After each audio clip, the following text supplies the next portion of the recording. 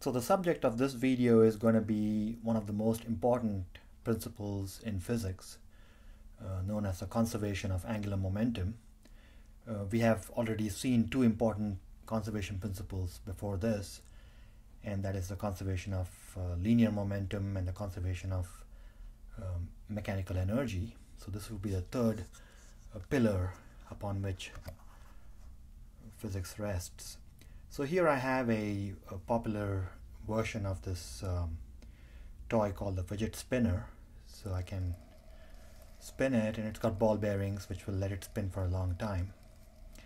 So this object locks up angular momentum in it, because last time we saw any object, this rigid body with some kind of angular velocity has what's called the angular momentum. It's got some angular momentum. I'm going to drop on this another object, and you'll notice immediately the speed slows down. It fell off, so let me try it again. The speed is considerably slower after it falls down. You may think that's pretty obvious, but in the heart of this demonstration is everything that we know of. For example, solar system formation. The stars collapsed, the protostar collapsed to form the solar system, and the solar system started spinning faster and faster, and so that's how all the planets are still spinning around the sun from that effect. So it's a very important subject, especially in places like astronomy. So let's talk about the conservation of angular momentum. The angular momentum we saw last time can be written in two ways. One is the point particle version,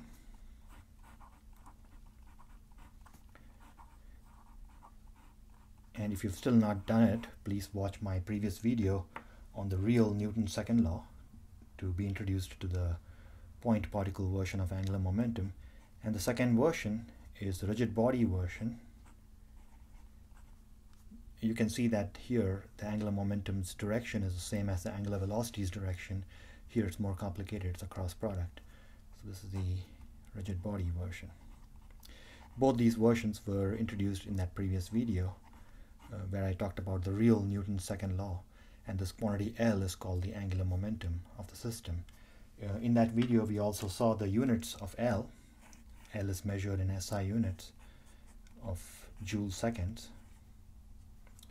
This should be compared with a similar type of unit for linear momentum. Linear momentum was measured in Newton seconds, and this is in joule seconds. So Newton's second law, which governs the behavior of any rigid object, is the following.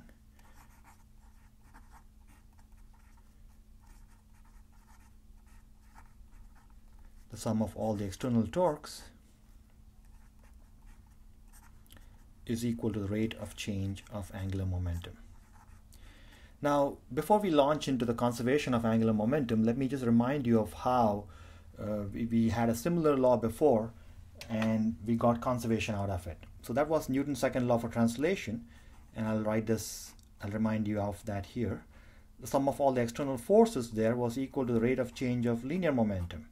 Now we made the condition that suppose there are no external forces acting on the system, then the rate of change of linear momentum is constant, is 0, which means the linear momentum P is constant.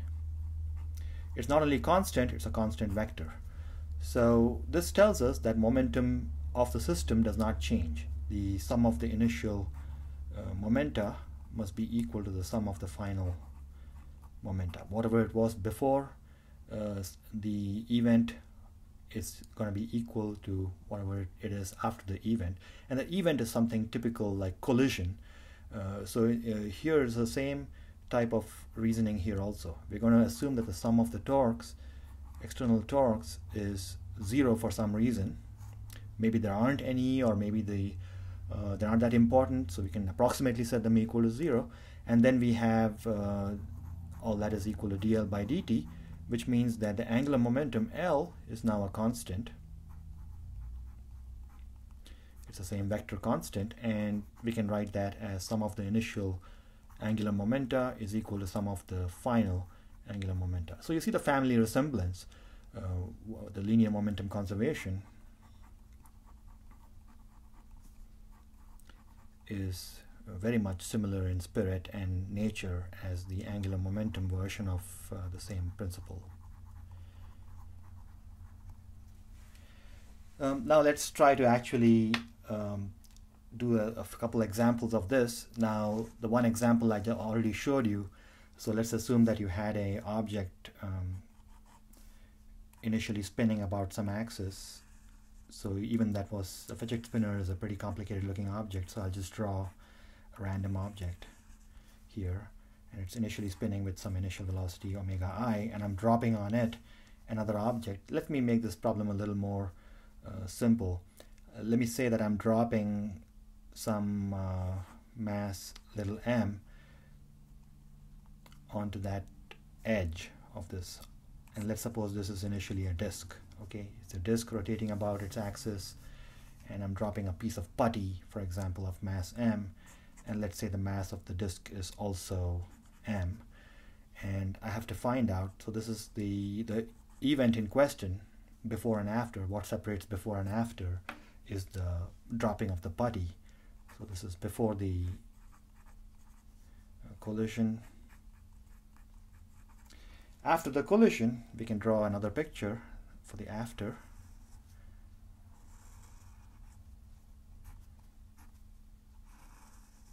And this time, just as you saw in my demo, it's landed. So the putty is on this disk now, and it'll be rotating at a different speed, possibly slower. So we want to actually examine the features of what's going on here. Same radius r, so that's after the collision.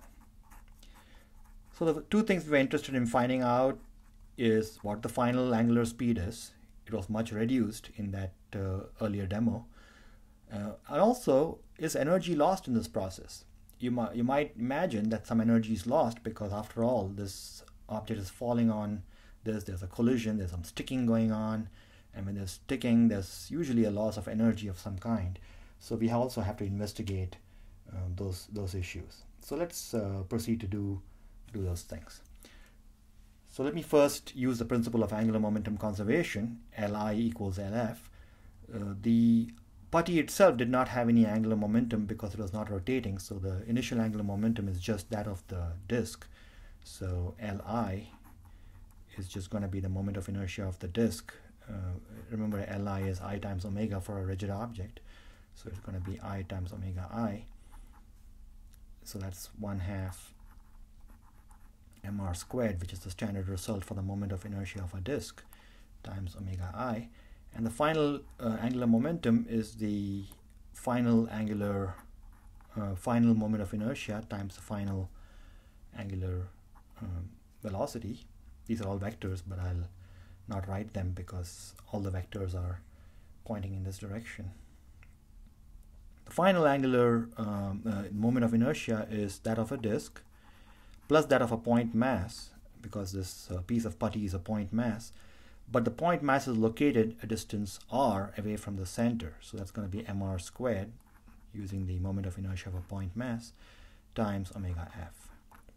So that's going to be 3/2 mr squared times omega f. By the principle of angular momentum conservation, we have to set the initial equal to the final angular momentum, so I'll do that here. Li equals Lf, and that gives me 1/2 mr squared times omega I equals 3/2 mr squared times omega f. So the r squareds cancel out, the m's cancel out, half also cancels out, so I'm going to get omega f equals omega I by 3. So it's a reduction in angular speed by a factor of 3. So the next question I had was any energy lost in this process?